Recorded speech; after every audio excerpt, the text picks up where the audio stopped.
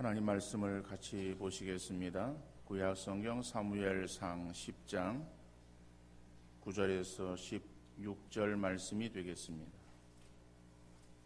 사무엘상 10장 9절에서 16절 말씀 제가 읽어드리겠습니다.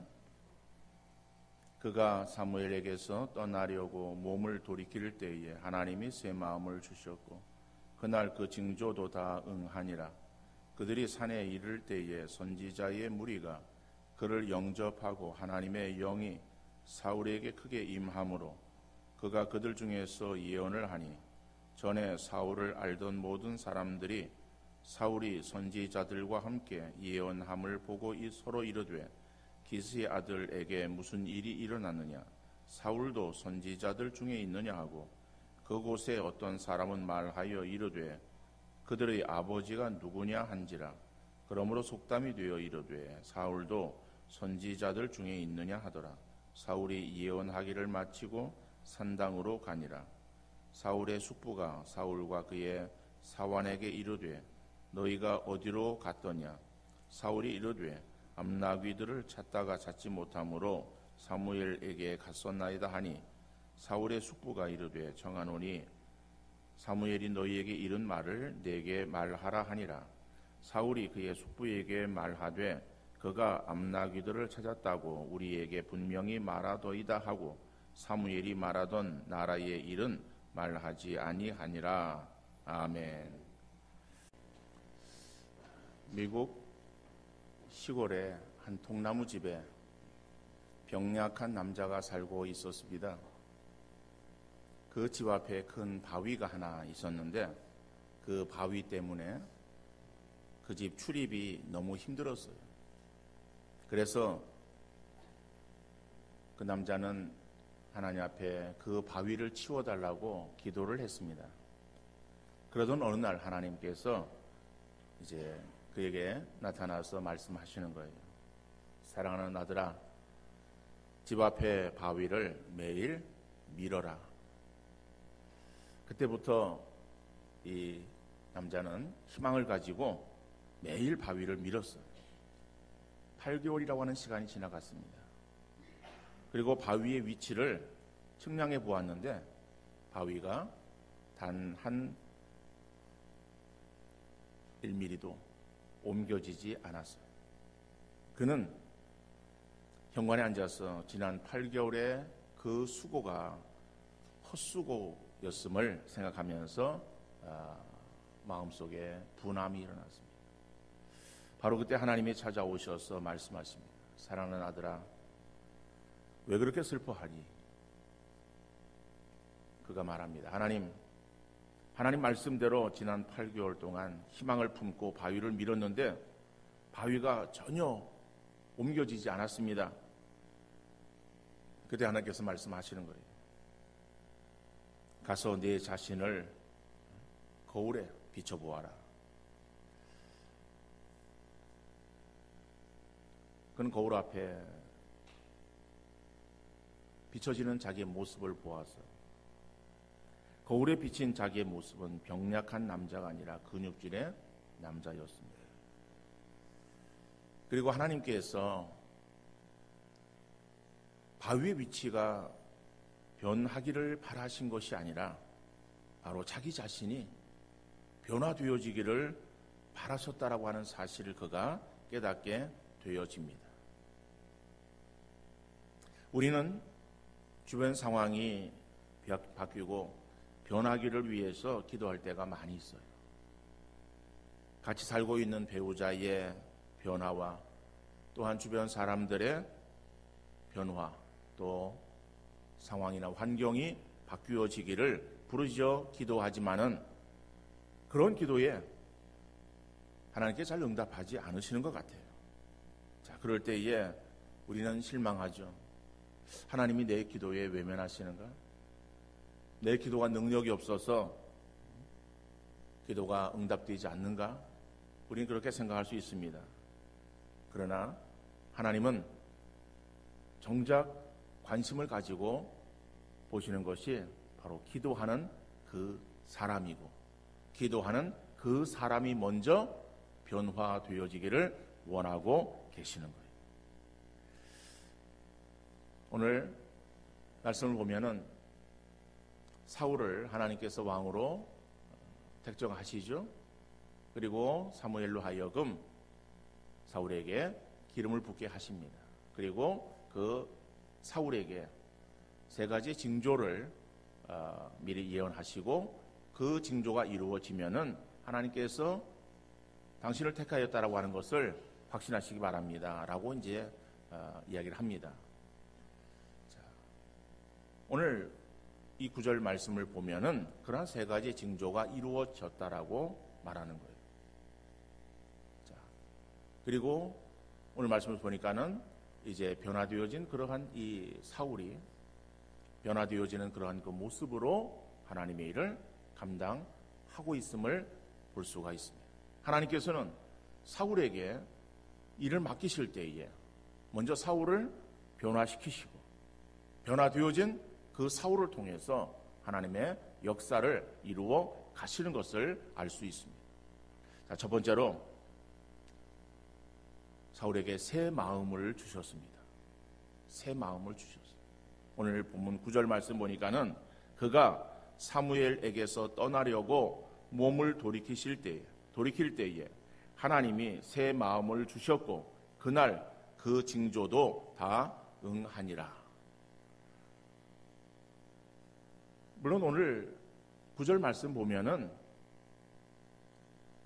징조가 이루어지고 그 징조가 이루어지면은 하나님께서 당신을 왕으로 세웠다라고 하는 것에 대한 확신을 가지시오라고 사무엘이 얘기했지만은 오늘 말씀에서 순서가 좀 바뀌었습니다.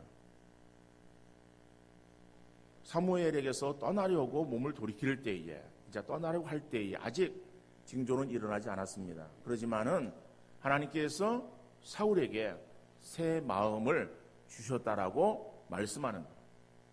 자, 그러면 여기서 새 마음이라고 하는 것은 어떠한 마음인가 하면은 이것은 하나님의 일에 대한 결단하는 마음이에요.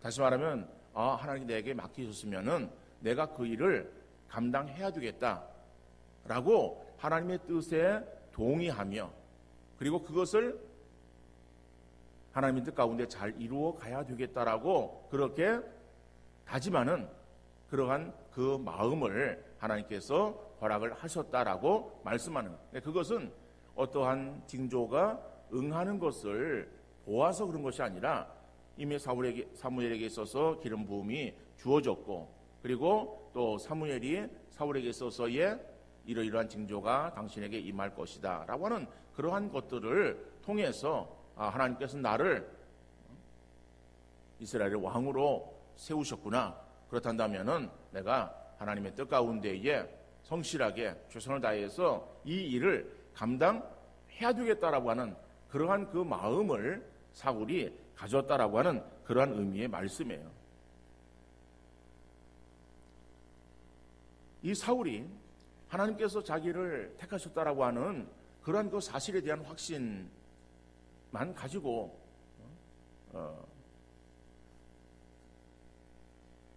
하나님의 일을 제대로 감당할 수 있었겠는가? 하나님께서 연약한 사울을 아셨지요. 마음의 확신을 가지더라도 자신의 능동적인 그런 마음의 결단이 필요했던 것입니다. 억지로 주어지는 일을 감당한다는 것은 피차에 피곤할 뿐이에요. 일을 시키는 사람이나 또 일을 하는 사람이나. 하나님의 일에 부름받은 사람들을 볼 때에 하나님의 선택하심이 있었고 또 그 후에 본인이 결단하는 새로운 마음 가운데 하나님께서 그 일을 맡기시는 것을 볼 수가 있습니다. 이스라엘 백성들이 애굽에서 430년 동안 종살이를 했습니다. 하나님께서 이스라엘 백성들의 부르짖는 그러한 소리를 들으셨고 그리고 이스라엘 백성들을 애굽에서 건져내시기로 그렇게 작정하시는 거예요. 그러면서 그 일을 이루기 위해서 모세를 세우십니다. 모세가 이드로에, 자기 장인 이드로에 양을 키우고 있었어요. 자, 키우는 그러한 그 가운데 현장에서 하나님께서 나타나시잖아요. 그리고 모세를 부르시는 거예요. 모세를 부르시는 하나님, 그 장면은 어떠한 장면입니까? 떨기나무에 불이 붙었어요. 나무에 불이 붙었는데 그 나무가 타지 않습니다. 타지 않고 그냥 나무에 불만 붙었어요. 그리고 거기에서 음성이 들리는 거예요. 모세야, 모세야, 내가 선 곳은 거룩한 땅이니 내 발에서 신을 벗어라라고 말씀하세요. 모세가 깜짝 놀랐겠죠. 그리고 모세에게 계속해서 말씀이 주어집니다. 그럴 때에 이 모세는 하나님의 존재에 대해서 확신하지 못했어요. 그럴 때에 하나님께서 나는 하나님이라고 그렇게 모세에게 분명하게 말씀하셨어요. 다시 말하면은 그 떨기나무에 불이 붙어 거기에서 말씀하시는 바로 그분, 자기를 부르시고 자기에게 명령하시는 바로 그분이 하나님이다라고 하는 것을 모세가 알았습니다. 아, 하나님이 나를 부르고 계시는구나. 그리고 나에게 그 일을 맡기시는구나 라고 하는 것을 모세가 알았어요. 알았지만은 그러나 거기에서 하나님께서 모세를 보내시는 것이 아닙니다.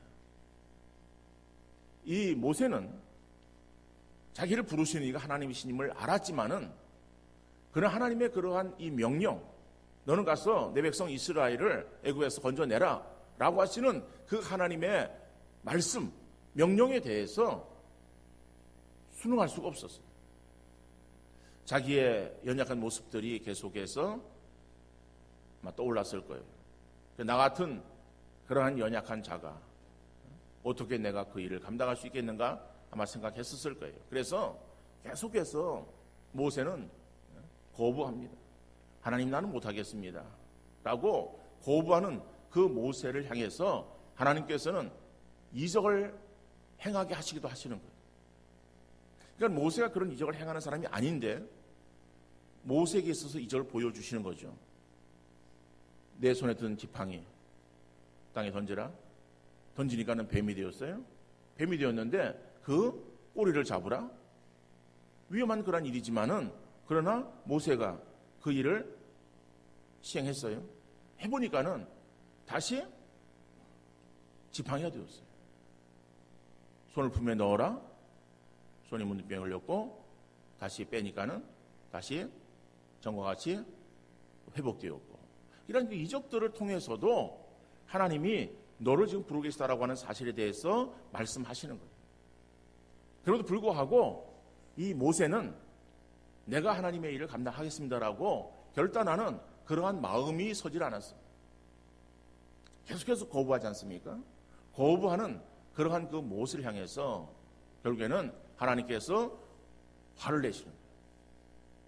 출애굽기 4장 14절에 보면은 여호와께서 모세를 향하여 노하여 이르시되 레위 사람 내 형 아론이 있지 아니하냐. 그가 말 잘하는 것을 내가 아노라.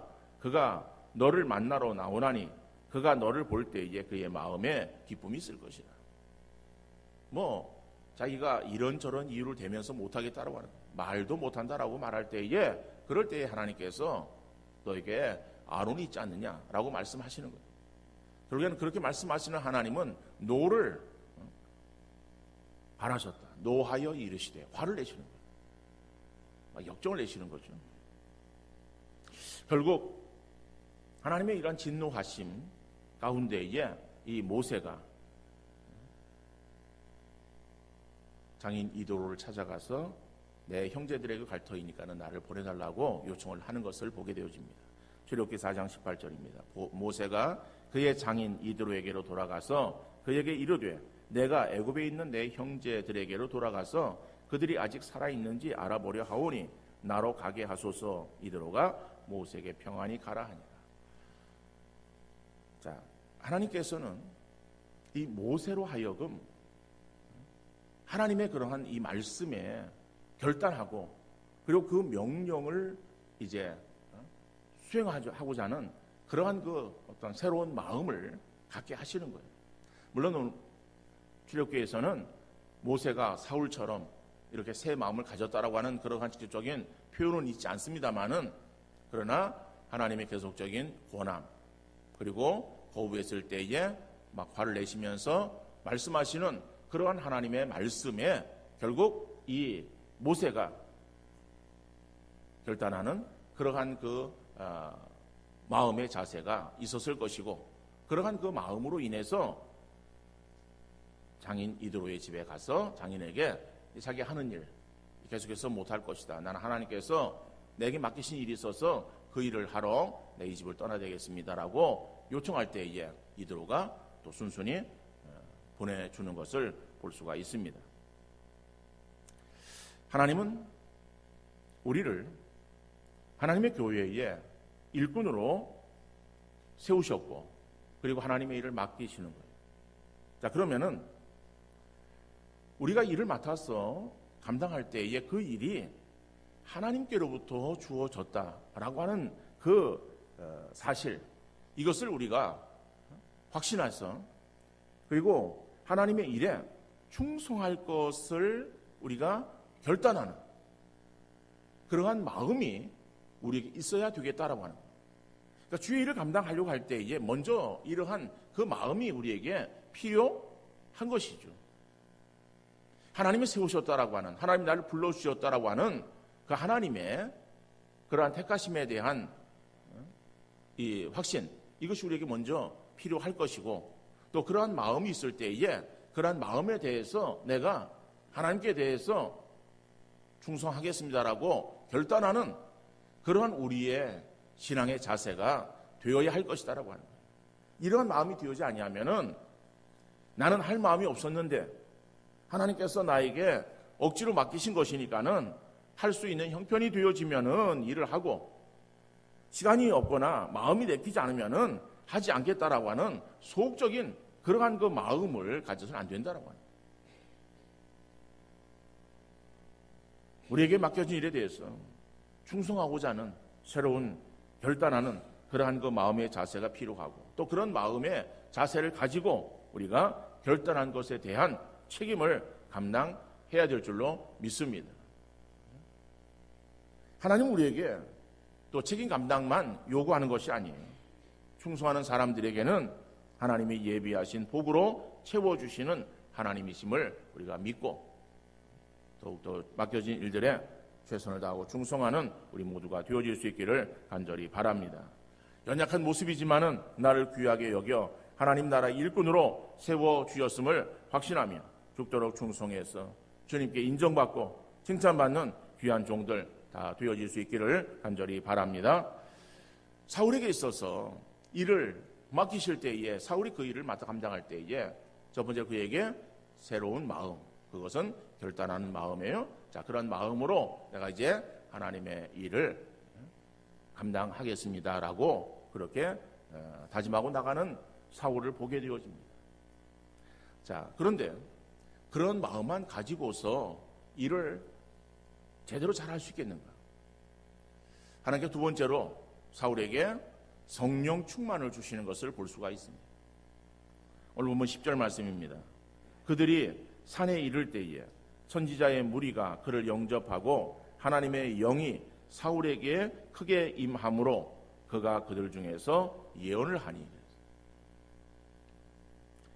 하나님의 일을 능력 있게 잘 감당하기 위해서는 맡겨진 일을 잘 해야 되겠다라고 하는 결단하는 그러한 새 마음만 가지고서는 부족하다라고 하는 거예요. 왜 그렇습니까? 우리 마음에 아무리 결단하고 결심해도 결심한 것들이 금방 무너질 수밖에 없어요. 우리가 마음 먹은 것이 얼마나 갑니까? 얼마 가지 못하는 거예요. 그래서 작심삼일이라고 하는 그러한 말도 있어요.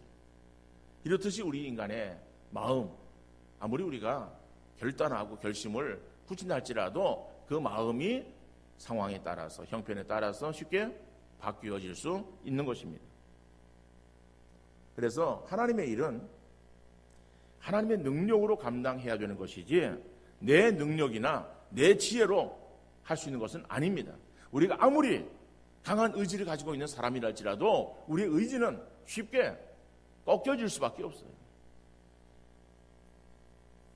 그래서 이스라엘의 초대 왕으로 사울을 불러서 세워주셨지만은 그러나 그 사울에게 새 마음만 갖고 그 마음으로 일하게 하시는 것이 아니라 그에게 하나님의 영이 크게 임하게 하셔서 성령 충만함으로 주어지는 일들을 이루어 가게 하시는 것을 보게 되어집니다. 그래서 이 사울이 그가 주어지는 일들을 감당할 때에 자기의 능력으로 행한 것이 아니었었다라고 하는 것을 우리가 알아야 됩니다. 하나님의 일은 하나님의 능력으로. 그래서 사울도 역시 하나님의 영이 강하게 임함으로 인해서 하나님의 그러한 이 영적인 능력으로, 다시 말하면 성령의 충만함으로 그 일을 감당해 나갔다. 그런데 사울만 하나님께서 성령 충만을 주심으로 그 성령의 능력으로 일하게 하셨던 것은 아닙니다. 우리가 사사시대를 보면은 사사들이 나옵니다. 근데 그 사사들은 이스라엘의 지도자였었죠. 여호수아가 죽고 그리고 왕이 세워지기 전에 활동했던 그러한 사람들이 사사예요. 사사는 왕 같은 지도자들이었었죠. 근데 그들이 사사로 세워질 때는 어떠한 지도자 수업을 받은 뒤에 그 일들이 주어진 것이 아니었어요. 다시 말하면 여호수아로 인해서 가나안 땅이 정복되어지고 그 다음에 또 지파대로 분배가 다 이루어지는 거예요. 그리고 이제 시간은 지나갑니다. 근데 거기에 있어서의 그 이스라엘 백성들을 통제할 그러한 어떠한 특별한 왕이 없는 가운데에 지나게 됩니다. 그러다 보니까는 사사시대를 성경은 어떻게 말하고 있는가 하면은 자기의 소견에 옳은 대로 행하던 그러한 시대라고 말하는 거예요. 자기의 소견에 옳은 대로, 자기의 내키는 대로, 기분 내키는 대로 행동하고 그 다음에 움직였던 그러한 시대였습니다. 그러다 보니까는 통일되어진 그런 어떠한 구심점 없었어요. 사람이 행하는 것은 하나님과 반대되어지는 그러한 일들을 행하는 거예요. 다시 말하면 하나님을 떠나는 그러한 일들을 행할 수밖에 없어요. 자기의 소견에 옳은 대로 행했다라고 하는 것은 결국 하나님을 떠나는 그러한 가운데에 지났던 것을 우리에게 말씀하고 있어요. 자, 그러면 하나님께서 그 이스라엘을 다시 깨닫고 돌이키기 위해서 주변의 나라들을 몽둥이와 막대기로 사용하셨어요. 그럴 때 이제 그러한 위기를 다시 모면하기 위해서 세움받은 사람들이 사사예요. 그리고 사사들은 한결같이 다 부족하고 연약한 사람들이었습니다. 우리가 기드온을 우리가 볼 때에 기드온은 사사를 대표하는 사람이라고 그렇게 우리가 말해도 과언은 아닐 거예요. 이 기드온이 사사로 부름받았을 때에 기드온은 하나님께 뭐라고 말합니까? 나는 약한 사람입니다라고 고백했던 거예요. 사사기 6장 15절에 보면은 그러나 기드온이 그에게 대답하되 오 주여 내가 무엇으로 이스라엘을 구원하리이까? 보소서 나의 집은 므낫세 중에 극히 약하고 나는 내 아버지 집에서 가장 작은 자니이다. 그러니까 기드온이 하나님을 향해서 내가 그 일을 감당하기에 나는 부족하고 연약합니다. 나는 내 집에서 가장 작은 자입니다. 보잘것없는 자입니다라고 자신을 그렇게 고백합니다. 하나님은 기드온이 잘나고 똑똑하고 강한 사람이 아니라고 하는 것을 아셨어요. 그럼에도 불구하고 그에게 일을 맡기시는 거예요. 그러면은 그 기드온이 그 일을 감당할 때에 하나님은 또 그에게 어떠한 은혜를 베풀어 주셨습니까? 사사기 6장 34절에 보면은 여호와의 영이 기드온에게 임하시니 기드온이 나팔을 불매 아비에셀이 그의 귀를 따라 부름을 받으니라. 우리가 잘 알고 있는 그러한 기드온의 이 300명의 군사들을 데리고 수십만의 그러한 미디안 군대를 치는, 그래서 승리하는 그러한 그 역사를 우리가 잘 알고 있어요. 근데 그 일을 감당할 때에 그 일을 행한 것이 기드온의 능력이었었고 기드온의 힘이었었는가? 성경이 그렇게 말하고 있잖아요. 여호와의 영이 기드온에게 임하시니 그랬어요. 성령의 능력으로 기드온에게 있어서 하나님께서 힘을 주실 때에 기드온이 하나님이 주시는 그 성령의 능력으로 그 일을 감당했음을 말하고 있습니다. 그럼 기드온만 그랬겠습니까? 사사 가운데에 입다라고 하는 사람이 있습니다. 입다. 그렇죠? 입다는 기생의 아들이에요. 출신부터가 별로 이렇게 뛰어나지 않습니다. 그러다 보니까는 그가 자라면서 어울리던 그러한 사람들이 누군가 하면은 잡류예요, 잡류. 성경에 잡류라고 이렇게 말하고 있어요. 다시 말하면 우리가 쉽게 그냥 표현한다면은 동네 그냥 이렇게 좀 좋지 않은 그런 어떤 양아치들 이렇게 말할 수 있겠죠. 뭐 그런 그 양아치들 같이 어울려 다니는 그러한 사람이었어요. 그러니까 사람들에게 있어서 손가락질을 받았던 그러한 사람 아니겠습니까? 근데 하나님께서 그 입다를 사사로 세우시는 거예요. 그에게 있어서 어떤 지도자의 자질이 있었던 것이 아닙니다. 그래도 불구하고 그 입다를 사용하셔서 그래서 암몬 자손을 칠 때에 사사기 11장 29절에 보면은 이에 여호와의 영이 입다에게 임하시니 입다가 길르앗과 므낫세를 지나서 길르앗의 미스베에 이르고 길르앗의 미스베에서부터 암몬 자손에게로 나아갈 때에 그랬어요. 여러분, 입다에게 여호와의 영이 임하시니. 삼손이라고 하는 사사도 그래요. 삼손이 힘이 장사다라고 알고 있었지만은 근데 그 힘으로, 자기가 가지고 있는 힘으로 어떠한 일들을 행한 것이 아니었습니다. 그 일을 행할 때에 그에게 성령의 능력이 임했고 성령의 능력으로 그 일을 감당했음을 말씀하고 있어요. 사사기 14장 6절에 여호와의 영이 삼손에게 강하게 임하니 그가 손에 아무것도 없이 그 사자를 염소 새끼를 찢는 것 같이 찢었으나 그는 자기가 행한 일을 부모에게 알리지 아니하이다. 그럼 맨손으로 사자를 찢는 거예요. 사자의 입을 찢는 거예요. 아주 무지막지한 힘이라고 말할 수 있잖아요. 삼손이 그렇게 힘이 강했는가? 성경은 그렇게 말하고 있지 않습니다. 여호와의 영이 삼손에게 강하게 임하니.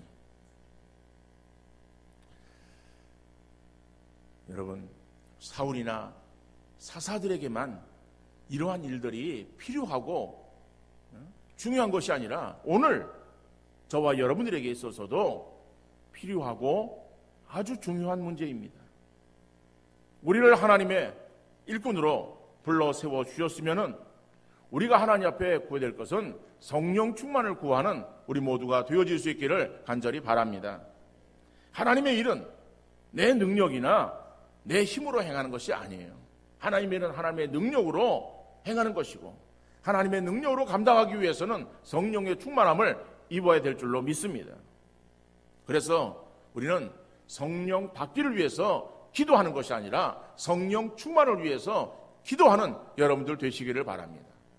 여러분, 우리는 성령 받기를 위해서 기도하는 것이 아니에요. 성령은 우리가 성령으로 인해서 인침을 받았고 그리고 예수 그리스도를 구세주로 고백하는 믿음을 우리 갖게 하셔서 그 믿음으로 하나님의 자녀가 되어지게 하시고 우리를 하나님의 자녀로 불러주신 그 성령은 우리 가운데 거하시고 계십니다. 그래서 우리는 이미 성령 받은 사람들, 성령 받은 사람들이 성령의 능력으로 예수 그리스도를 주라 고백할 수 있는 거예요. 그 성령의 능력으로 우리가 하나님의 자녀로 인침을 받는 거예요. 인침을 받는다라고 하는 것은 뭐예요? 도장 찍힘을 얻었다라고 하는, 너는 내 거야 라고 확실하게 도장 찍는 거, 그것이 인쳤다라고 하는 거. 있는 도장이잖아요. 그러니까는 하나님의 택정하심이 있습니다. 성부 하나님의 택정하심이 있는데 그 택정하심을 이루기 위해서 구원의 길을 우리 예수님께서 십자가에서 완성해 놓으셨죠. 근데 그것을 우리에게 적용시키시는 분이 성령 하나님이세요. 그러니까 성령이 우리 가운데 임하지 아니하시면 우리가 어떻게 예수를 주라 고백할 수 있겠는가? 예수를 주라고 고백하고 믿는 그러한 그 믿음은 나에게서 나오는 것이 아니라 하나님이 우리로 하여금 믿게 하시는 거예요. 그거 성령의 역사예요. 그렇기 때문에 우리가 예수를 주라고 고백한 그리스도인들은 우리 가운데 이미 성령이 우리 안에 거하시는 거예요. 그래서 우리 안에 거하시는 성령을 우리는 내주하시는 성령이라고 그렇게 신학적인 용어로 말하는 거예요. 근데 그건 신학적인 용어가 아니라 그건 뭐 한자어죠. 내주. 그러니까 내주라고 하는 그런 한자어가 우리가 어렵게 여겨진다면은 내 안에 거하시는 성령.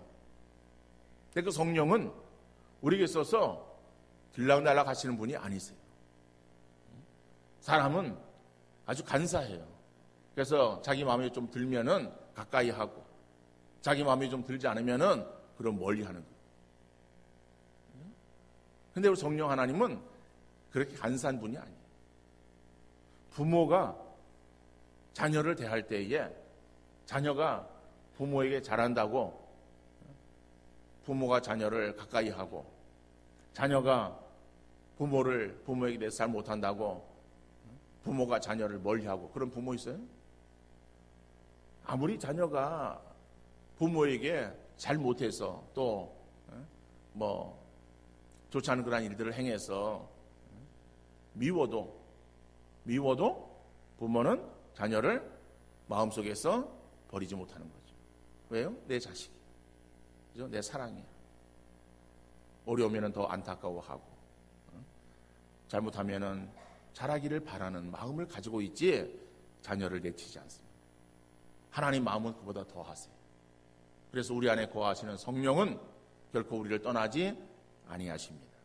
그래서 우리가 성령 받기를 위해서 기도하는 것이 아니라 성령 충만을 위해서 기도해야 되는데, 내 안에 계시는 성령은 인격이십니다. 그래서 우리를 제쳐두고 성령 하나님 임의대로, 마음대로 우리를 주장하시고 우리에게 있어서 역사하시는 하나님은 아니세요. 우리가 하나님께, 성령 하나님께 우리 모든 권한을 내어드리고, 그리고 우리의 자아를 축소시키고 우리의 자아를 깨뜨릴 때, 그럴 때에 비로소 성령이 내 안에서 또 충만하게 일을 이루어 가시는 것을 여러분들이 기억할 수 있기를 바랍니다. 그래서 내 자아와 성령은 서로 반비를 하는 거예요. 다시 말하면은 내 자아가 커지면은, 그러면은 성령은 적어지는 것이고, 성령 역사 커지면은 내 자아는 적어지는 것이고. 그래서 우리가 우리 속에서 내 자아를 낮춰야 돼요. 내 자아를 깨트려야 돼요. 바울은 뭐라고 고백합니까? 나는 날마다 죽노라 고백하잖아요. 그 고백이 어떤 고백입니까? 자신을 죽이는 거예요. 자신을 깨트리는 거예요. 자신을 드러내지 않는 거예요.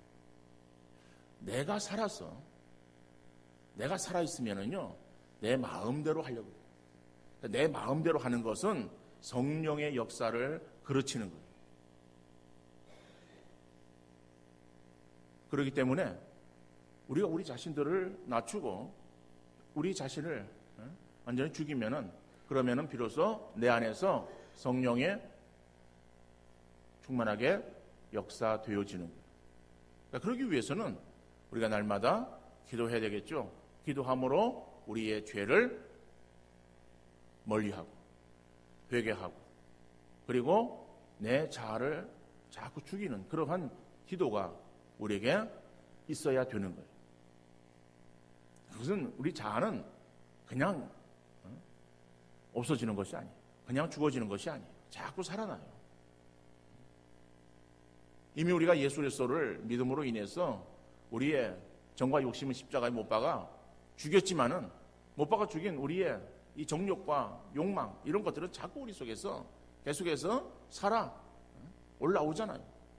그 살아 올라오는 그런 것들, 이것들을 다 우리가 계속해서 쳐서 낮추고 그리고 죽여야 되는 거예요. 그럴 때에 성령이 우리 속에서 역사되어지고, 그 성령의 그러한 충만한 은혜 가운데에 역사되어지는 그러한 삶은 하나님의 뜻을 분별해서 하나님을 기쁘시게 하는 삶을 살아갈 수 있고, 하나님의 능력으로 우리가 맡긴 일들을 이루어가는 그러한 원동력이 되어지는 줄 믿으시기를 바랍니다. 그러지 못하면, 내 자아가 살아있으면 내 자아는 하나님의 뜻을 거스르는 거예요. 내가 하고 싶은 대로 행하는 것은 하나님이 원하시는 것과 정반대의 그러한 길로 나갈 수밖에 없어요. 그러면은 우리가 내가 살아서 행하려고 하다 보면은 하나님 뜻과는 어그러진 그러한 일들을 행하고 그러한 길로 나갈 수밖에 없는 것이죠. 그러한 마음을 가지고 우리가 주의 일을 행한다?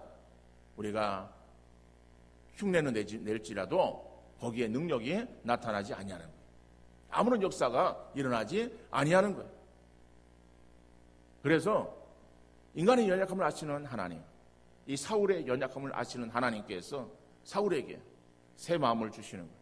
그래서 하나님께서 너를 이스라엘의 왕으로 세웠다라고 하는 그 사실에 대해서 확신하고, 나 같은 것을 불러 세워 주셨으니 내가 이제 주님께 충성해야 되겠다라고 하는 결단하는 마음을 갖게 하시고, 근데 그런 결단하는 마음, 그것으로 또 주의 모든 일들을 감당한다는 것이 연약함을 아시는 하나님께서 그에게 성령으로 충만하게 역사하시는 것을 보게 되어집니다. 우리도 마찬가지. 우리 내 속에 계시는 성령이 나를 강하게 주장하시고 충만함으로 나를 인도해 나가지 아니하시면은 우리의 행하는 모든 범사가 하나님의 뜻과는 정반대되어지는 그러한 길로 나갈 수밖에 없다. 그래서 성령 충만을 구해서 하나님이 기뻐하시고 온전한 뜻이 무엇인지 분별하며 그 하나님을 영화롭게 하는 그러한 삶을 살아드리는 우리 모든 성도 되어질 수 있기를 주님 이름으로 축원합니다.